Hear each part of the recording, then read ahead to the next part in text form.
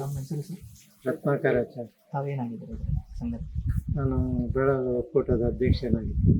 ಎಷ್ಟು ವರ್ಷದಿಂದ ಕೆಲಸ ಮಾಡ್ತಾರೆ? ನಾನೊಂದು 25 ವರ್ಷದಿಂದ ಈ ಯೋಜನೆಯಲ್ಲಿ ಕೆಲಸ ಮಾಡ್ತೇನೆ.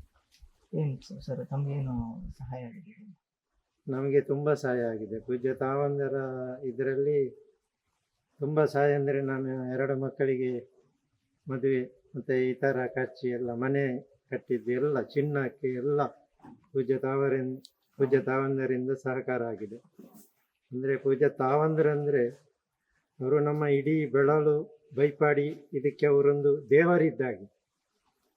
ಏನಂತ ಹೇಳಿದರೆ,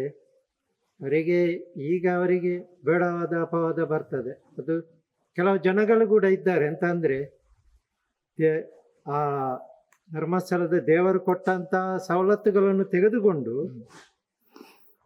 ಹಿಂದಿನಿಂದ ಪೂಜ್ಯ ತಾವಂದರಿಗೆ ಅವಹೇಳನಕಾರಿಯಾಗಿ ಮಾತಾಡುವವರು ಇದ್ದಾರೆ. ನನ್ನ ಒಕ್ಕೂಟದಲ್ಲಿ, ನನ್ನ ಕ್ಯಾರಪ್ಪಲ್ಲಿ 47 ತಂಡಗಳು ಇವೆ ನನಗೆ.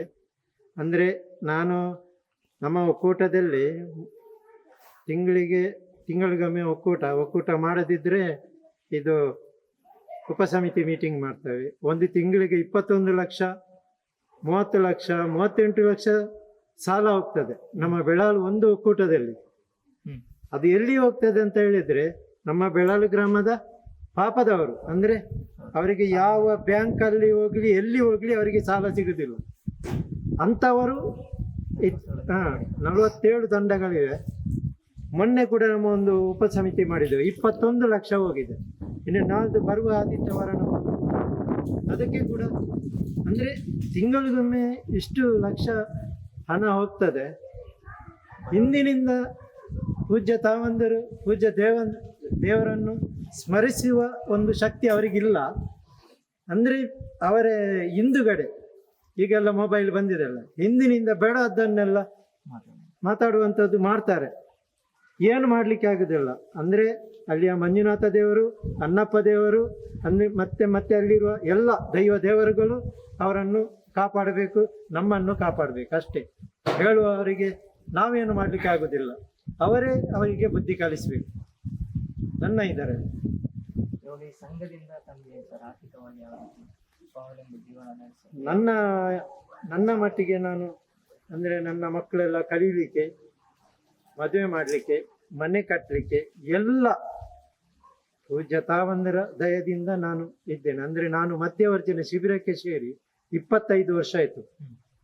25 ವರ್ಷ ಕರೆಕ್ಟ್ ಆಗಿದೆ. ಮೊನ್ನೆ ಕೂಡ ನಾವೊಂದು 4ನೇ ಶಿಬಿರ ನಮ್ಮ ಬೆಳಲು ಗ್ರಾಮದಲ್ಲಿ ಮಾಡಿದ್ದೇವೆ. ಇಡೀ ರಾಜ್ಯಕ್ಕೆ ಅದು ಫೇಮಸ್ ಆಗಿದೆ. ಅಂತ ಒಂದು ಇದರಲ್ಲಿ ಅಂದರೆ ನಾನು ಶಿಬಿರಕ್ಕೆ ಸೇರಿ ಈ ಕುಡಿಯುವುದನ್ನು ಬಿಟ್ಟು 25 ವರ್ಷ ಆದರೂ ಕೂಡ ನಾನೀಗ ಅವರ ಅಂದರೆ ನನ್ನ ದೇವರ ಇದರಲ್ಲಿ ನಾನು ಬರ್ತಾ ಇದ್ದೇನೆ. ಬೇರೆ ನನಗೆ ಹೇಳಲಿಕ್ಕೆ ಆಗೋದಿಲ್ಲ, ವಿಷಯ ಅಷ್ಟೇ.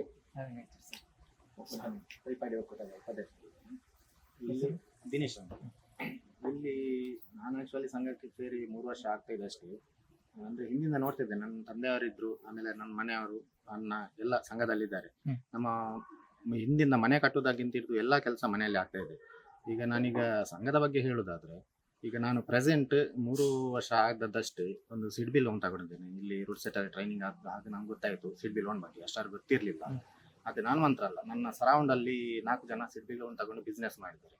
ಆ ಬಿಸ್ನೆಸ್ ಲೋನಿಗೆ ನಾವು ಪಡೆಯುವ ಲೋನಲ್ಲಿ ಈ ಧರ್ಮಸ್ಥಳದಲ್ಲಿ ಸಿಗುವಷ್ಟು ಈಸಿಯಲ್ಲಿ ಎಲ್ಲೂ ಸಿಗುವುದಿಲ್ಲ. ಡಾಕ್ಯುಮೆಂಟ್ ಕೊಡೋದಾಗ್ಲಿ. ಈಗ ನಾನು ಕೂಡ ಫಸ್ಟ್ಗೆ ಬಿಸ್ನೆಸ್ ಮಾಡೋ ಮುಂಚೆ ಮುದ್ರಾ ಲೋನ್ಗೆ ಟ್ರೈ ಮಾಡಿದ್ದೆ. ಆಲ್ಮೋಸ್ಟ್ ಡಾಕ್ಯುಮೆಂಟ್ 75% ಕೊಟ್ಟಿದ್ದೆ, ಬಟ್ ನನಗೆ ಆಗಲಿಲ್ಲ. ಹಾಗೆ ಎಷ್ಟೋ ಜನ ಕೊಟ್ಟಿದ್ದು ನನಗೆ ಗೊತ್ತು. ಲೋನ್ ಮಾಡೋದು ಅಷ್ಟು ಆಗಲ್ಲ ಅಂತಲ್ಲ, ಆಗುತ್ತೆ, ಬಟ್ ಅಷ್ಟು ಈಸಿಯಲ್ಲಿ ಸಿಗಲ್ಲ. ಇಂಟ್ರೆಸ್ಟ್ನೂ ಆಗಿ ಜಾಸ್ತಿನೂ ಇವರು ಹಾಕ್ತಾ ಇಲ್ಲ, ಬ್ಯಾಂಕ್ನವರಷ್ಟೇ ಹಾಕ್ತಾ ಇದ್ದಾರೆ. ಇನ್ನೂ ಸ್ವಲ್ಪ ಜಾಸ್ತಿ ಹಾಕ್ತಾರೆ ಹೊರತು ಆ ಚಾರ್ಜ್ ಈ ಚಾರ್ಜ್ ಅಂತೆಲ್ಲ ಹಾಕ್ಬಿಡ್ತಾರೆ. ಅದು ಸಾಮಾನ್ಯ ಜನರಿಗೆ ಅಷ್ಟು ಗೊತ್ತಿರೋದಿಲ್ಲ. ಬ್ಯಾಂಕಲ್ಲಿ ಲೋನ್ ಕೊಡ್ತಾರೆ ಅಂತೇಳಿ. ಬ್ಯಾಂಕಲ್ಲಿ ಲೋನ್ ಕೊಡಬೇಕಾದ್ರೆ ನಾವು ಭದ್ರತೆ ಇಡಬೇಕು, RTC ಗೋಲ್ಡು ಅಥವಾ ಯಾವುದೋ. ಇಲ್ಲಿ ಒಂದು 10 ಜನ ಸೇರಿ ನಿರ್ಧಾರ ಮಾಡಿದರೆ ಅವರಿಗೆ ಸಿಗ್ತದೆ ಅಷ್ಟು. ಆಗ ಈಗ ನಾವು ಲೋನ್ ತಗೊಂಡ್ಮೇಲೆ ಅದನ್ನು ನಾವು ಕಟ್ಟೋದು ನಮ್ಮ ಜವಾಬ್ದಾರಿ. ಈಗ ಬ್ಯಾಂಕ್ನವ್ರು ಬಂದರೆ ಅವರು RTC ಅವ್ರು ತಗೊಂಡೋಗಿ ಇರ್ತಾರೆ, ಮತ್ತು ಅದರ ಮೇಲೆ ಅವರು ಜಪ್ತಿ ಮಾಡೋ ಅಧಿಕಾರ ಅವರಿಗೆ ಇರುತ್ತೆ. ಇಲ್ಲಿ ಸಂಘದಲ್ಲಿ ವಿಚಾರ ಏನಂತ ಹೇಳಿದರೆ, ನಾವೀಗ 10 ಜನ ನಿರ್ಧಾರ ಮಾಡಿ ಅವರಿಗೆ ಸಂಘ ಕೊಟ್ಟು ಮತ್ತೆ ಅದನ್ನು ರೀಪೇಮೆಂಟ್ ಮಾಡಲಿಕ್ಕೆ. ಈಗ ಕೆಲವು ಲೋನ್ ತಗೋತಾರೆ, ಕಟ್ಟಲಿಕ್ಕೆ ಸ್ವಲ್ಪ ಹಿಂಜರಿತಾರೆ. ಅವ್ರ ಬಗ್ಗೆ ಹೇಳೋದಾದ್ರೆ ನಮಗೆ ಲೋನ್ ತಗೋವಾಗ ನಾವು ಕರ್ತೇವೆ ಅಂತೇಳಿ ತಗೊಳ್ಳೋದು, ಅದನ್ನು ಕಟ್ಟೋದು ಕೂಡ ನಮ್ಮ ಜವಾಬ್ದಾರಿ ಆಗಿರುತ್ತಲ್ವಾ. ಆ ರೀತಿ. 10 ಜನರ ವಿಶ್ವಾಸದಿಂದ ಕೊಟ್ಟಿದ್ದೀರಿ. ಹೌದೌದು. ಈಗ ನಾನು 10 ಜನರ ಇದರಲ್ಲಿ ನಾನು ಸಾಲ ತಗೊಂಡು ನಾನು ಸಾಲ ಕಟ್ಟಿಲ್ಲ ಅಂತ ಹೇಳಿದ್ರೆ ಆ ಬಾಕಿ 9 ಜನರಿಗೂ ಪ್ರಾಬ್ಲಮ್ ಆಗುತ್ತೆ, ಅವರಿಗೂ ಬೇಕಾಗಿರುತ್ತಲ್ವಾ. ಒಂದು ಹೆಲ್ಪ್ ಬೇಕಂತೇಳಿ ಸಾಲ ಕೊಡೋದು. ಹೌದು, ಆ ರೀತಿ. ಇವಾಗ ಹೊರಗಡೆಯಿಂದ ಕೆಲವರು ಹೇಳ್ತಾರೆ ಸಂಘದಿಂದ ಸಮಸ್ಯೆ ಇದೆ ಅಂತ ಹೇಳಿ ಸಾಲ ತಗೊಂಡು ಅದನ್ನು ದಬ್ಬಾಳಿಕೆ ಮಾಡ್ತಾರೆ ರಿಟರ್ನ್ ಮಾಡಬೇಕಾದ್ರೆ. ಇದಕ್ಕೆ ಅದೇ ಸರ್ ನಾನು ಹೇಳ್ತಿರೋದು. ಈಗ ನನಗೆ ಸಾಲ ತಗೊಂಡಾಗ ನಂಗೆ ಗೊತ್ತಿರುತ್ತೆ ನನಗೆ ಸಾಲ ಬೇಕು, ಅರ್ಜೆಂಟ್ಗೆ ಬೇಕು, ನನಗೆ ಸಮಸ್ಯೆಗೆ ಬೇಕಂತೇಳಿ. ತಗೊಂಡ್ಮೇಲೆ ಅದನ್ನು ನಾನು ಕಟ್ಟಬೇಕು, ಇದು ನನ್ನ ಜವಾಬ್ದಾರಿ. ಆ ರೀತಿ ಕಟ್ಟಲ್ಲ ಅಂತ ಹೇಳೋದು ಅವರಿಗೆ ಒಂಥರ ಮಾನಸಿಕವಾಗಿ ಅವರು ಹಿಂಜರಿತಾರೆ ಅಂತಲೇ ಹೇಳ್ಬೋದು. ಸುಮ್ಮನೆ ಬೇಕು ಅಂತಲೇ ದಬ್ಬಾಳಿಕೆ ಮಾಡೋದು, ಅದು ಕಾರಣಪೂರ್ವಕವಾಗಿ ಮಾಡೋದು ಅಂತೇಳಿ, ಉದ್ದೇಶಪೂರ್ವಕವಾಗಿ ಮಾಡುವುದು. ಯಾಕಂತ ಹೇಳಿದ್ರೆ ಧರ್ಮಸ್ಥಳದ ಬಗ್ಗೆ ಕೆಟ್ಟ ಪ್ರಚಾರ ಮಾಡೋಣ, ಕ್ಷೇತ್ರದ ಬಗ್ಗೆ ಅಪಪ್ರಚಾರ ಮಾಡೋಣ, ಪೂಜೆರ ಬಗ್ಗೆ ಅಪಪ್ರಚಾರ ಮಾಡೋಣ, ಆ ರೀತಿ ಅಂತ ಮಾತ್ರ. ಇಲ್ಲ ಅಂತ ಹೇಳಿದ್ರೆ ದುಡ್ಡು ತಗೊಂಡದನ್ನು ಕೊಡೋದು ಪ್ರತಿಯೊಬ್ಬರ ಜವಾಬ್ದಾರಿ ಆಗಿರುತ್ತೆ. ಆ ರೀತಿ. ಯಾಕಂತ ಹೇಳಿದ್ರೆ ಉಪಕಾರಕ್ಕೋಸ್ಕರ ತಗೊಂಡದ್ದನ್ನು ನಾವು ಮರಿಬಾರ್ದು, ಯಾವುದನ್ನು ಕೂಡ ಅಷ್ಟೇ. ಇವಾಗ ನೀವು ಎಷ್ಟು ವರ್ಷದಿಂದ ಇದ್ದೀರಿ ಸರ್ ಇದರಲ್ಲಿ? ನಾನು ವೈಯಕ್ತಿಕವಾಗಿ 3 ವರ್ಷದಿಂದ ಅಷ್ಟೇ. ನಮ್ದು ಫ್ಯಾಮಿಲಿಯಲ್ಲಿ ಸಾಧಾರಣ 30-35 ವರ್ಷದಿಂದ ಇದ್ದಾರೆ. ಸಂಘದ ಜೋಡಣೆಯಾಗಿ ಇದೆ. ಹೌದು. ನನ್ನ ತಂದೆಯವರು ಫಸ್ಟಿಗೆ ಇದ್ರು, ಈಗ ಅವರು ಬಿಟ್ಟಿದ್ದಾರೆ. ಆಮೇಲೆ ನನ್ನ ಅಣ್ಣ, ಈಗ ನಾನು, ನಮ್ಮ ಮನೆಯಲ್ಲಿ ಆಲ್ಮೋಸ್ಟ್ ಎಲ್ಲರೂ ಸಂಘದಲ್ಲಿದ್ದೇವೆ. ನಾನು, ನನ್ನ ವೈಫು, ಅಣ್ಣ, ಅತ್ತಿಗೆ. ಉಳಿತಾಯನೂ ಹಾಕ್ತಾ ಇದ್ದೀವಿ. ನಾವು ಅದನ್ನೇ ಬ್ಯಾಂಕಲ್ಲಿ ಉಳಿತಾಯ ಮಾಡ್ತೀವಿ ಅಂತ ಹೇಳಿದ್ರೆ ನಮ್ಗೆ ಉಳಿತಾಯ ಮಾಡೋಕ್ಕಾಗಲ್ಲ. ಬ್ಯಾಂಕಲ್ಲಿ ಉಳಿತಾಯ ಮಾಡುವವರು ಯಾರು ಇಲ್ಲ, ಆಲ್ಮೋಸ್ಟ್ 90% ಇದ್ರು 10%. ಇಲ್ಲಿ ಇದ್ದಷ್ಟು ಸವಲತ್ತು ನಮ್ಗೆ ಯಾವ ಬ್ಯಾಂಕಲ್ಲೂ ಸಿಗಲ್ಲ, ಯಾವ ಫೈನಾನ್ಸ್ ಅಲ್ಲಿ ಸಿಗಲ್ಲ. ಎಲ್ಲ ವಿಷಯ. ಈಗ ನಂದು ಶಾಪ್ ಮಾಡ್ತಿದ್ದೆ. ಫಸ್ಟ್ಗೆ ಒಂದು ಸಣ್ಣ ಮಟ್ಟದಲ್ಲಿ ಶಾಪ್ ಇಲ್ದ, ಆಮೇಲೆ ಸಿಬ್ಬಿ ಅಂತ ತಗೊಂಡೆ. ಇವಾಗ ದೊಡ್ಡ ಮಟ್ಟದಲ್ಲಿ ಶಾಪ್ ಬಿಸ್ನೆಸ್ ನಡೀತಿದೆ. ಅದೇ ರೀತಿ ನಮ್ಮ ಪಕ್ಕದಲ್ಲಿ 4 ಜನ ಮಾಡಿದ್ದಾರೆ ಅಂತ ಹೇಳಿದಾಗ ಅವ್ರದ್ದು ಅದೇ ಅಂದ್ರೆ ಇಂಪ್ರೂವ್ಮೆಂಟ್ ಇದೆ. ಅದು ಕಾರಣ ಧರ್ಮಸ್ಥಳದ ಒಕ್ಕೂಟದ ಪ್ರಭಾವನೆ ಅದಕ್ಕೆ ಕಾರಣ ಅಂತ ಹೇಳಿ ಹೇಳಲಿಕ್ಕೆ ಇಷ್ಟಪಡ್ತೇನೆ. ನೀವು ಹೇಳಿದ ಸರ್ ಅದು ಬಿಸ್ನೆಸ್ ಮಾಡೋಕ್ಕೊಂದು ಲೋನ್ ಪಡೆದಿದ್ದೀನಿ ಸರ್, ಸಿಡ್ವಿ ಲೋನ್. ಹೌದು. ಅದರಲ್ಲಿ ನಿಮ್ಗೆ ಎಷ್ಟು ಸಿಗುತ್ತೆ ಟೋಟಲ್? 5 ಲಕ್ಷದವರೆಗೆ ಕೊಡ್ತಾರೆ. ಅಂದ್ರೆ ನಮ್ಗೆ ಅಲ್ಲಿ ಕೂಡ ಅಷ್ಟೇ ಡಾಕ್ಯುಮೆಂಟ್ ಭದ್ರತೆ ಅಂತ ಏನು ಬೇಡ, ಬಟ್ ನಾವು ಬಿಸ್ನೆಸ್ ಮಾಡೋದಕ್ಕೆ ಪ್ರೂಫ್ ಬೇಕು. ಯಾಕಂತ ಹೇಳಿದ್ರೆ ಬಿಸ್ನೆಸ್ ನಾನು ಏನು ಬಿಸ್ನೆಸ್ ಮಾಡಲ್ಲ, ನನಗೆ ಸಿಬಿಲ್ ತಗೊಳ್ತೇನೆ, ಹಾಗೆ ಆಗಲ್ಲ. ಯಾಕಂದ್ರೆ ಅವರು ಕೊಡುವ ಪರ್ಪಸ್ ಒಂದು ಸ್ವಉದ್ಯೋಗ ಮಾಡಿಬಿಟ್ಟು ಅವರು ಇಂಪ್ರೂವ್ ಆಗ್ಬೇಕಂತ, ಅದನ್ನು ನಾವು ಮಾಡ್ಬೇಕಾದ್ರೆ ನಮ್ಗೀಗ ಲಾಭ ಇದೆ ಅಂತ ತೋರಿಸ್ಬೇಕು. ಹಾಗಾಗಿ 5 ಲಕ್ಷದವರೆಗೆ ಕೊಡ್ತಾರೆ. ಬಿಸ್ನೆಸ್ 5 ಲಕ್ಷದವರೆಗೆ ಕೊಡ್ತಾರೆ. ನಮ್ಗೆ ಯಾವ ಬಿಸ್ನೆಸ್ ಯಾವುದೇ, ಈಗ ಸಣ್ಣ ಮಟ್ಟದ ಶಾಪ್ ಮಾಡ್ಬೇಕಾದ್ರೆ ನಮ್ಗೆ 5 ಲಕ್ಷ ಬೇಕಾಗಿರೋದಿಲ್ಲ. ನಾನು ಸಣ್ಣ ಮಟ್ಟದ ಶಾಪ್ ತೋರಿಸಿ 5 ಲಕ್ಷ ಕೇಳ್ತೀನಿ ಅಂದ್ರೆ ಅವರು ನೋಡ್ಲಿಕ್ಕೆ ಬರ್ತಾರೆ. ಯೋಜನಾಧಿಕಾರಿ ಅವರಾಗಲಿ ಸರ್ವೆ ಮಾಡ್ಬಿಟ್ಟು ಇವರಿಗೆ ಇಷ್ಟು ಬೇಕಾ, ಕೊಡ್ಬೋದಾ, ಇವರಿಗೆ ಅಗತ್ಯತೆ ಇದೆಯಾ ಇದೆ ಅಂತ ಹೇಳಿದ್ರೆ ಕೊಡ್ಲಿಕ್ಕೆ ಅಂದ್ರೆ ಎಷ್ಟು ಬೇಕು ಅಷ್ಟು ಬರ್ತಾರೆ. ಅವರಿಗೆ ಎಷ್ಟು ಅಗತ್ಯ ಬೀಳುತ್ತೆ ಅಷ್ಟು ಬರ್ತಾರೆ. ಹೌದು ಸರ್ ನಮಸ್ಕಾರ ಸರ್. ನಮಸ್ಕಾರ. ತಮ್ಮ ಹೆಸರು ಸೂರಪ್ಪ ಗೌಡ. ನಾವು ಉಚ್ಚ ಪ್ರಗತಿ ಒಂದು ತಂಡದಲ್ಲಿದ್ವಿ. ನಾವು ಸುಮಾರು ಒಂದು 2001ರಲ್ಲಿ ಸ್ಟಾರ್ಟ್ ಆಗಿದೆ ನಮ್ಮದು. ಇವಾಗ ಸಾಧಾರಣ ಒಂದು 24-25 ವರ್ಷ ಆಗ್ತಾ ಬಂತು. ನಾವು ವಾರದಲ್ಲಿ ಪ್ರತಿಯೊಂದು ಸೋಮವಾರ ಪ್ರತಿ ಮನೆಯಲ್ಲಿ ಮಾಡ್ತಾಯಿದ್ವಿ. ವಾರದಲ್ಲಿ 6 ಜನ ಮನೆಗೆ ಹೋಗ್ತಾಯಿದ್ವಿ. ಉಳಿತಾಯ 20 ರೂಪಾಯಿ ಆಗ್ತಾಯಿದ್ವಿ. ಇವಾಗ ಸಾಧಾರಣ ನಮ್ಮದು ಇವಾಗ 13,000 ಚಿಲ್ಲರೆ ನಮ್ಮದು ಇವಾಗ ಇದಾಗಿದೆ, ಉಳಿತಾಯ ಆಗಿದೆ. ಈಗ ನಾವು ಸಾಲ ಕೂಡ ಅಷ್ಟೇ, ಪ್ರತಿಯೊಬ್ಬನು ಲಕ್ಷಗಟ್ಟಲೆ ಮೇಲೆ ಸಾಲ ತೆಗೆದ್ವಿ. ನಂದು ಮನೆ ರಿಪೇರಿ ಆಗಲಿ, ಮನೆತಾಗಲಿ, ಬೋರು, ಆಮೇಲೆ ಮಗಳ ಮದುವೆದ್ದೆಲ್ಲ, ಆಮೇಲೆ ಜಾಗದ್ದೆಲ್ಲ ರೆಕಾರ್ಡಿದ್ದು, ಪ್ರತಿಯೊಂದು ಇದಕ್ಕೂ ನಾವು ಇಲ್ಲಿ ಯೋಜನೆಯಿಂದ ತಗೊಂಡೇ ಇದು ಮಾಡ್ತಾಯಿದ್ವಿ. ಧರ್ಮಸ್ಥಳ ಸಂಘದಿಂದ ಅಂದರೆ ಫಸ್ಟ್ ನಮಗೆ ರೆಕಾರ್ಡ್ ಯಾವುದು ಇರಲಿಲ್ಲ, ಇವಾಗ ರೆಕಾರ್ಡ್ ಇದೆ. ಆದರೆ ಮೊದಲು ರೆಕಾರ್ಡ್ ಇಲ್ಲದ ಕಾರಣ ಪ್ರತಿಯೊಂದು ಯೋಜನೆಯಿಂದಲೇ ನಾವು ಇದು ಮಾಡ್ತೀವಿ, ಸಾಲ ತೆಗಿತೀವಿ. ಈ ಯೋಜನೆಯಿಂದ, ಈ ಪ್ರಗತಿ ಬಂಧು ಯೋಜನೆಯಿಂದ ನಿಮಗೇನು ಸಹಾಯ ಆಗ್ತಿದೆ ಸರ್? ಈಗ ಪ್ರಗತಿ ಬಂಧು ಯೋಜನೆಯಿಂದ ನಮಗೆ ತುಂಬ ಸಹಾಯ ಇದೆ. ಮನೆಯಲ್ಲಿ ಕೆಲಸ ಎಲ್ಲ ಇವಾಗ ವಾರಕ್ಕೊಮ್ಮೆ 6 ಜನ ಸೇರಿ ಕೆಲಸ ಮಾಡ್ತೀವಿ. ಬೇರೆ ಕಡೆ ಆದರೆ ದುಡ್ಡು ಕೊಟ್ಟು ಕೊಡಬೇಕಿತ್ತು. ನಮ್ಮದು ಇದರಲ್ಲಿ ವಿನಿಮಯ ಇದರಲ್ಲೇ ಹೋಗ್ತೇವೆ ಹೊರತು ಬೇರೆ ಇದಾಗಲ್ಲ. ಈಗ ನಿಮ್ಮ ಮನೆಯಲ್ಲಿ ಕೆಲಸ ಆಗುವಾಗ ಇವ್ರು ಬರ್ತಾರೆ, ನಿಮ್ಮ ಸಂಘ ಬರ್ತಾರೆ. ನಾವು ಅವರ ಮನೆಗೆ ನಾವು ಹೋಗ್ತೀವಿ. ಹಾಗೆ ಸಂಬಳ ಕೊಡುವ ಇದು ಇರುವುದಿಲ್ಲ. ಅದರಿಂದಾಗಿ ಕೆಲಸ ಜಾಸ್ತಿ ಆಗ್ತದೆ. ಈಗ ಕೂಲಿ ತರುವುದಾದರೆ ಕೆಲವು ದಿನ ಬರ್ತಾರೆ, ಕೆಲವು ದಿನ ಬರೋದಿಲ್ಲ. ಇದು ಪ್ರತಿ ವಾರ ಮಾಡುವಾಗ ಕೆಲಸಕ್ಕೆ ಬಂದೇ ಬರ್ತಾರೆ. ಅಂದರೆ ಅವರ ಮನೆಯಲ್ಲಿ ವಾಪಸ್ ಕೆಲಸ ಆಗಬೇಕಲ್ಲ, ಅದರಿಂದಾಗಿ ಜನ ತಪ್ಪಿಸುವುದಿಲ್ಲ. ಅವ್ರ ಮನೆಗೆ ನಾವು ಹೋಗ್ತೀವಿ. ಅದೇ ಕೂಲಿ ಕೊಡುವ ಉಳಿತದೆ ಅಷ್ಟೇ. ಆದರೆ ಕೆಲಸನೂ ಕರೆಕ್ಟ್ ಆಗ್ತದೆ. ನಮ್ಮವರಿದ್ದರೆ ಎಲ್ಲ ನಮ್ಮ ಸಂಬಂಧಿಕರೇ ಇರುವುದು, ಅಣ್ಣ ತಮ್ಮ ನಾವೇ ಎಲ್ಲ ನಮ್ಮ ಒಂದೇ ಇದರಲ್ಲಿ ಇರುವುದರಿಂದ ಯಾವುದೂ ತೊಂದರೆ ಬರೋದಿಲ್ಲ. ಪ್ರತಿಯೊಂದು ಕಾರ್ಯಕ್ರಮದಲ್ಲಿ ನಾವೆಲ್ಲ ಭಾಗವಹಿಸ್ತೀವಿ. ಅದು ಬಿಟ್ಟು ಈ ಸಂಘದಿಂದ ಆರ್ಥಿಕವಾಗಿ ನಿಮ್ಗೆ ಯಾವ ರೀತಿ ಸಹಾಯ ಆಗ್ತಿದೆ ಸರ್? ಆರ್ಥಿಕವಾಗಿ ಅಂದರೆ ಇವಾಗ ನಮಗೆ ಈಗ ಸಾಲದ ರೂಪದೆಲ್ಲ ಬರುತ್ತದೆ. ಬೇರೆ ಬೇರೆ ಇವಾಗ ಯೋಜನೆ ಅಲ್ಲಿ ನಮಗೆ ಮುಂದೆ ಇದರಲ್ಲಿ ಈಗ ನಾನು ಇದಕ್ಕೆ ಸೇರಿದ ಮೇಲೆ ಒಂದು 24 ವರ್ಷ ಆಯಿತು. ನಾನು ಮಧ್ಯವರ್ಜನೆ ಈಗ ಬಿಟ್ಟು ಇದ್ರಾಗ ಅದರಲ್ಲಿ 2002 ಫಸ್ಟಿಗೆ ನಾನು ಇಲ್ಲಿ ಬೆಂಗಳೂರಲ್ಲಿದ್ವಿ. ನಮ್ಮ ಅಣ್ಣನ ಸ್ವಲ್ಪ ಇದು ಆಯಿತು, ಆಮೇಲೆ ಊರಿಗೆ ಬಂದ್ವಿ. ಊರಿಗೆ ಬಂದು ಸ್ವಲ್ಪ ಕುಡಿಯುವ ಅಭ್ಯಾಸ ಜಾಸ್ತಿ ಇತ್ತು ನನಗೆ. ಆಮೇಲೆ ನಮ್ಮ ಮಿಸ್ಸಸ್ ಇದಕ್ಕೆ ಜಾನವಿಕಾಸ ಸೇರಿದರು. ಆಮೇಲೆ ನನ್ನನ್ನು ಇದಕ್ಕೆ ಸೇರಿಸಿ ಒಂದು 3 ತಿಂಗಳು ಆದಮೇಲೆ ಒಕ್ಕೂಟದ ಕಾರ್ಯದರ್ಶಿ ಆದೆ ನಾನು. ಒಕ್ಕೂಟದ ಕಾರ್ಯದರ್ಶಿ ಆದ ಒಂದು 2 ತಿಂಗಳ ನಂತರ ಅದು ಇದು ಜನವರಿ ಬಂತು. ಆಮೇಲೆ ಇದು ಶಿಬಿರ ಬಂತು. ಆ ಶಿಬಿರಕ್ಕೆ ನಾನು ಹೋಗಿ 3 ದಿನ ಶಿಬಿರದಲ್ಲಿದ್ದೆ. ಆಮೇಲೆ ಬಂದು ನಾನು ಶಿಬಿರಕ್ಕೆ ಹೋದ್ದು. ಆದರೆ ಅವಾಗ ನಮಗೆ ಇಂಜೆಕ್ಷನ್ ಯಾವುದು ಇರಲಿಲ್ಲ. ಇದಾದಮೇಲೆ ಹೋದ್ದು ನಾನು. ಆಮೇಲೆ ನಾನು ಒಂದು ಜನವರಿ ಮೇಲೆ ಒಕ್ಕೂಟದ ಅಧ್ಯಕ್ಷನಾದೆ. ಆಮೇಲೆ ಅದರಲ್ಲಿ ಅಂದರೆ ಈ ಪ್ರಗತಿ ಬಂದು ಆಗಲಿ ಇದು ಯೋಜನೆ ಬಂದ ಮೇಲೆ ನಮಗೆ ಒಂದು ಗೌರವನಾಗಲಿ, ಎಲ್ಲಿ ಹೋಗೋದಕ್ಕೆ ತೊಂದರೆ ಇಲ್ಲ, ಎಲ್ಲಿ ಬೇಕಾದ್ರೂ ಹೋಗ್ಬೋದು. ಇವಾಗ ಹೆಗಡೆಯವರ ಹತ್ರ ಹೋಗ್ಬೋದು, ಪ್ರತಿಯೊಂದು ಕಡೆಗೂ ಆರಾಮಾಗಿ ಹೋಗೋಕ್ಕೆ ನಮಗೆ ಬುದ್ಧಿ ಉಂಟು. ಅವಾಗ ಬ್ಯಾಜ್ ಕೂಡ ನಮ್ಮ ಹತ್ರ ಉಂಟು. ಅದರಿಂದ ಯಾವುದು ಇವಾಗ ಧರ್ಮಸ್ಥಳದಲ್ಲಿ ನನಗೆ ಏನು ಇದಾಗಿಲ್ಲ, ಸಮಸ್ಯೆ ಇಲ್ಲ. ಒಳ್ಳೆಯದಾಗಿದೆ.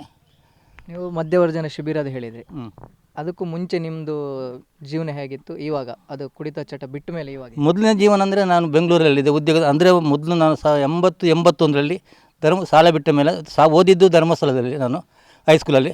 ಆಮೇಲೆ 1 ವರ್ಷ ಅಲ್ಲಿ ಗೆಸ್ಟ್ ಹೌಸಲ್ಲಿ ಕೆಲಸ ಮಾಡಿದೆ ನಾನು ಅನ್ನಛತ್ರದಲ್ಲಿ. ಆಮೇಲೆ ಇಟ್ಟು 82ಕ್ಕೆ ನಾನು ಬೆಂಗಳೂರಿಗೆ ಹೋದ್ದು. ಬೆಂಗಳೂರಿಗೆ ಹೋದ ಅದೇ 95ರ ತನಕ ಬೆಂಗಳೂರಲ್ಲಿದ್ದೆ. 93ರಲ್ಲಿ ಮದುವೆ ಆಯಿತು ನಮಗೆ. 95ರಲ್ಲಿ ನಮ್ಮ ಅಣ್ಣಂದು ಮರ್ಡರ್ ಆಯಿತು. ಆಮೇಲೆ ಬಂದು ಇಲ್ಲಿ ಊರಲ್ಲಿ ಸೆಟ್ಲಾದೆ. ಇವಾಗ ಬಂದ ಮೇಲೆ ಅದೇ 2001ಕ್ಕೆ ವಾಪಸ್ ಯೋಜನೆಗೆ ಸೇರಿದೆ. ಅಲ್ಲಿಂದ ಕುಡಿತ ಚಟ ಆಯಿತು. ನಾನು ಮೊದಲಂದರೆ ಅಲ್ಲಿ ಬೆಂಗಳೂರಲ್ಲಿ ಇರುವಾಗ ಮನೆಯದು ಯಾವುದು ತೊಂದರೆ ಇಲ್ಲ, ಮನೆಗೆ ಕೊಡುವಂಥದ್ದಷ್ಟು ಏನು ಇರಲಿಲ್ಲ, ಮನೆಯಲ್ಲಿ ಬೇಕಾದಷ್ಟು ಇತ್ತು. ಆಮೇಲೆ ನಮಗೆ ಅಷ್ಟು ಅಲ್ಲೇ ಫ್ರೆಂಡ್ಸ್ ಜಾಸ್ತಿ ಆಯಿತು, ಒಟ್ಟಿಗೆ ಕುಡಿತಾಯಿದ್ವಿ, ಬರ್ತಾಯಿದ್ದತಿ. ಅಂದರೆ ಹೋಗಿ ಶಿಬಿರಾಗಿ ನಿಮ್ಗೆ ಯಾರು ಸೇರಿಸಿದ್ರು ಸರ್? ಸೇರಿಸಿದ ನಮ್ಮದಲ್ಲಿ ಇವಾಗ ಸುಬ್ರಹ್ಮಣ್ಯ ಪ್ರಸಾದ್ರವರು ಇಲ್ಲಿದ್ದರು. ಆಮೇಲೆ ಯೋಗೇಶ್ ಕೂಡ ನಮ್ಮ ಇದರಲ್ಲಿದ್ದರು. ಒಟ್ಟಿಗೆ ನಾವು ಅಲ್ಲಿ ಹೋಗಿದ್ವಿ ನಾವು. ಆದರೆ ಹೋಗಿ 3 ದಿನ ಅಲ್ಲಿ ಇವಾಗ ಎಲ್ಲ ಕರ್ಕೊಂಡು ಹೋಗಿ ಎಲ್ಲ ಇದ್ವಿ. ಆದರೆ ವಾಪಸ್ ನಾವು ಮನೆಗೆ ಬಂದೆ. ವಾಪಸ್ ಮನೆಗೆ ಬಂದ ಕೂಡಲೇ ಅಲ್ಲಿ ಒತ್ತಡ ಹಾಕಿದ್ರು, ಅವನು ಅಲ್ಲಿ ಸೇರಿಸಬೇಕಿತ್ತು ಅಂತೇಳಿ. ಆವಾಗ ಮನೆ ಸ್ವಲ್ಪ ತೊಂದರೆ ಇತ್ತು ನಮಗೆ. ಮತ್ತು ಬರೋದಿಲ್ಲ ಒಮ್ಮೆ ಹೇಳಿದೆ. ಆದರೂ ಮತ್ತೆ ಸೀದಾ ಹೋದ್ವಿ. ನನಗೆ ಒಂದು ಭಯ ಇತ್ತು, ಏನಂದರೆ ವಾಪಸ್ಸು ಕುಡಿತೀವ, ಅದು ಅದೊಂದು ಕಷ್ಟ ಇತ್ತು ನನಗೆ. ಮತ್ತು ಕುಡಿಯೋದು ನಾವು ಬಂದರೆ ಅದು ಚಾಲೆಂಜಿಗೆಲ್ಲ ಹಾಕಿದ್ರು, ಇದು ಕುಡಿಸ್ತೇನೆ ಅಂತೇಳಿ. ಅದಕ್ಕೂ ಸ್ವಲ್ಪ ಭಯ ಇತ್ತು. ಆಮೇಲೆ ಯಾವ ಇದಿಲ್ಲ ನನಗೆ. ಇವಾಗ ಎಲ್ಲರ ಒಟ್ಟಿಗೆ ಹೋಗ್ತೀನಿ, ಎಲ್ಲ ಏನು ಆದರೆ ನಮಗೆ ಇದೇನಿಲ್ಲ. ಅದಾಗಲಿ ಒಂದು ಮಾರುತಿ ಆಗಲಿ, ಇವಾಗ ಯಾವುದು ಕೂಡ ನಮ್ಮದು ಯಾವುದು ಅಭ್ಯಾಸ ಯಾವುದು ಬೀಡಿ ಸಿಗರೇಟ್ ಯಾವುದಿಲ್ಲ ಇಲ್ಲ. ಮೊದಲು ತಿಂದು ಅದು ಕೂಡ ನಮ್ಮ ಇಲ್ಲಿ ಶಾಲೆ 2 ಸಲ ಅಲ್ಲಿ ಪೆರಿಯಾಡ್ಕೊಂದು ಶಾಲೆ ಇದಾಯಿತು. ಆ ಇದನ್ನು ಬಿಟ್ಟು ಆದ ಕೂಡಲೇ ಅಲ್ಲಿಗೆ ಆ ಶಾಲೆದು ಸ್ಥಾಪಕ ಇದು ಹಾಗೆ ನಾನೇ ಅಲ್ಲಿ ಹೋಗಿದ್ದು. ಅದರಿಂದಾಗಿ ಶಾಲೆಯ ಕೆಲಸನೂ ಆಯಿತು. ಇವಾಗ ಪೆರಿಯಾಡಿಕ ಶಾಲೆ ನಮ್ಮ ಬೆಳಲಲ್ಲಿ ಒಳ್ಳೆಯ ಇದರಲ್ಲೂ ಉಂಟು ಇವಾಗ. ಅದರಿಂದ ನಾವು ಅದು ಕೂಡ ನಮಗೆ ಗೌರವ ಉಂಟು. ಈಗ ಚೌತಿ ಆಗಲಿ, ಸತ್ಯನಾರಾಯಣ ಪೂಜೆ ಆಗಲಿ, ಯೋಜನೆದು ಯಾವ ಕೆಲಸ ಆಗಲಿ, ಈಗ ಸಾಧಾರಣ ಒಂದು 10 ವರ್ಷ ಮೇಲಾಯಿತು ಇದು ಗ್ರಾಮ ಸಮಿತಿ ಅಧ್ಯಕ್ಷನಾಗಿ ಜನಜಾಗೃತಿದ್ದು ಇಲ್ಲಿದ್ದು ನಮ್ಮದು ಗ್ರಾಮದ್ದು. ಹಾಗೆ ಅದರಿಂದ ಹೌದು, ಅದು ಎಲ್ಲಿ ಕೂಡ ಒಂದು ಮರ್ಯಾದೆ ಉಂಟು. ಹೌದು, ಎಲ್ಲ ನಿಮ್ಮದೊಂದು ಫ್ಯಾಮಿಲಿ ಕಂಪ್ಲೀಟ್ ನೀವು ಧರ್ಮಸ್ಥಳ ಸಂಘದಲ್ಲಿ. ಇವಾಗ ನಮ್ಮ ಮಗ ಕೂಡ ಮೊನ್ನೆಯಿಂದ ಸಾಧಾರಣ 1.5 ತಿಂಗಳಾಯಿತು. ಇವಾಗ ಅವರು ಸುರೇಂದ್ರ ಸರ್ ಹತ್ರ ಇವ್ರ ಹತ್ರ ಮೇಡಮ್ ಅದರಲ್ಲಿ ಮಾತಾಡಿ ಇವಾಗ ಸಿರಿಯಲ್ಲಿ ಅರ್ಜಿ ಕೊಟ್ಟಿದ್ದೇನೆ. ಈಗ ಸದ್ಯಕ್ಕೆ ಅದರಲ್ಲಿ ಮೊನ್ನೆಯಿಂದ ಕೆಲಸ ಮಾಡ್ತಾನೆ ಇದ್ದಾನೆ. ಇವಾಗ ಅಲ್ಲೇ ಸಿರಿ ಆಫೀಸಲ್ಲೇ ಇದ್ದಾನೆ. ಅಲ್ಲಿ ಪ್ರತಿಯೊಬ್ಬರು ಧರ್ಮಸ್ಥಳ ಸಂಘದಲ್ಲಿ ಜೋಡಿಸ್ಕೊಂಡೇ ಇದ್ದಿರೋದು. ಹೌದು ಹೌದು. ಪ್ರಗತಿ ಬಂದ ಸ್ಕೀಮ್ ಬಗ್ಗೆ ನನಗೇನು ಹೇಳೋಕ್ಕೆ ಗೊತ್ತಿಲ್ಲ. ನಾನಂದರೆ ಸಂಘದಲ್ಲಿದ್ದೇನೆ ಅಷ್ಟೇ, ಕೆಲಸ ಎಲ್ಲ ನಾನು ಮಾಡೋಲ್ಲ, ಅಪ್ಪ ಮಾಡೋದು. ನಾನು ಕೆಲಸದಲ್ಲಿ ಇದರಲ್ಲಿ ಸಂಘದಲ್ಲಿ ಉಳಿತಾಯ ಮಾಡ್ತಿದ್ದೇನೆ ಅಷ್ಟೇ. ಸಂಘಕ್ಕೆ ಸಾಲ ತೆಗೆದು ಉಳಿತಾಯ ಅಷ್ಟೇ, ಹೆಸರು ಮಾತ್ರ ನಂದು. ನಿಮ್ಗೆ ಏನು ಅನಿಸ್ತಾ ಇದೆ ಸರ್ ಸಂಘದಿಂದ? ನಿಮ್ಗೊಂದು ಪರ್ಸ್ನಲಿ ವೈಯಕ್ತಿಕವಾಗಿ ನಿಮ್ಗೆ ಏನು ಹೆಲ್ಪ್ ಆಗ್ತಿದೆಯಾ? ಏನಾಗ್ತಿದೆ? ನನಗೆ ಸಾಲದ ಮುಖಾಂತರ ತುಂಬ ಯೂಸ್ ಆಗಿದೆ. ಮತ್ತು ಇನ್ನೇನೆಂದರೆ ನಾನೊಂದು ಸೇರಿ 4 ವರ್ಷ ಅಷ್ಟೇ ರೀಸೆಂಟಾಗಿ ಸಾಲ ಎಂತ ತೆಗೆದಿದ್ದೇನೆ. ಮತ್ತೇನು ಹೀಗೆ 4 ವರ್ಷದಿಂದ ಅದರಲ್ಲೇ.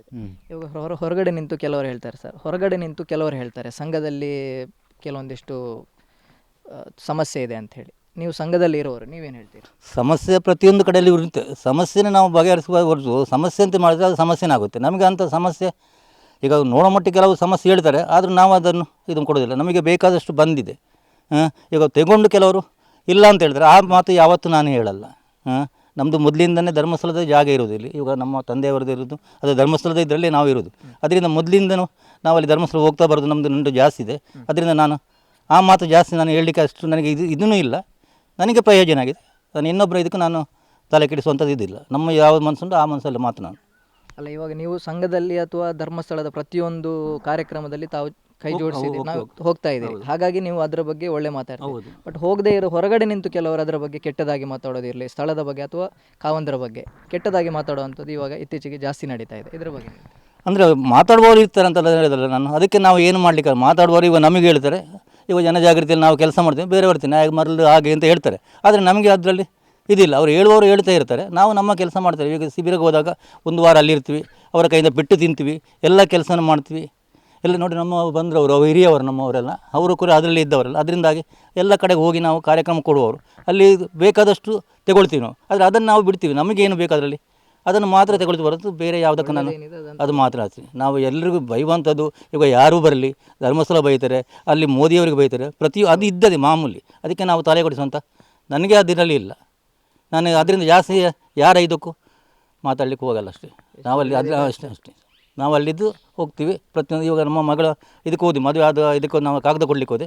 ಆವಾಗ ತುಂಬ ಹೊತ್ತು ಮಾತಾಡಿ ಮಗಳಿಗೂ ನಮಗೆ ದುಡ್ಡೆಲ್ಲ ಕೊಟ್ಟಿದ್ದಾರೆ. ಮಗಳಿಗೆ ಲೋನದ್ದು ಇದರಲ್ಲಿ ಮಾಡಿದ್ದೇನೆ. ಅದರಿಂದಾಗಿ ಅಲ್ಲಿ ಹೋಗುವಂಥದ್ದು ಯಾವುದು ನಮಗೆ ತೊಂದರೆ ಆಗಿಲ್ಲ. ಬ್ಯಾಜ್ ಒಂದು ಹಾಕ್ಕೊಂಡು ಸೀದಾ ಹೋಗ್ತೀವಿ. ಅಲ್ಲಿ ಊರಿನವರು ಇರೋದು ನಮ್ಮ ಈ ಕಡೆಯವರೇ ಜಾಸ್ತಿ ಇರೋದು, ಬೆಳಲ್ನವರೇ. ಅಲ್ಲಿ ಗೇಟಲ್ಲಿ ಆಗಲಿ ಪ್ರತಿಯೊಂದಿರಲ್ಲಿ ನಮ್ಮವರು ಇರೋದು. ಅದರಿಂದಾಗಿ ಅದೇ ಯಾವ ತೊಂದರೆ ಇಲ್ಲ, ನಿಮ್ಗೆ ಒಳ್ಳೇದಾಗಿ ನಮಗೆ ಒಳ್ಳೆ. ಮೊನ್ನೆ ಪಡಿಯಕ್ಕೆ ಇರುವ ಟೈಮಲ್ಲೂ ರಶ್ ಇತ್ತು. ಅಷ್ಟೊತ್ತು ನಮ್ಮವರಲ್ಲಿ ಪಾರಿಯಲ್ಲಿದ್ದರು, ಸೀದಾ ಅಲ್ಲೇ ಇಟ್ಟು ಒಳಗೆ ಹೋಗಿ ದೇವಸ್ಥಾನಕ್ಕೆ ಹೋಗಿ ಕೈ ಮುಗಿದು ಬಂದೆ ನಾವು. ಅದರಿಂದಾಗಿ ನಮಗೆ ಅಲ್ಲಿದ್ದು ನನಗೆ ನಾನು ಜಾಸ್ತಿ ಏನು ಹೇಳೋದಿಲ್ಲ, ಹೇಳುವವರು ಹೇಳ್ತಾರೆ ಅಷ್ಟೇ.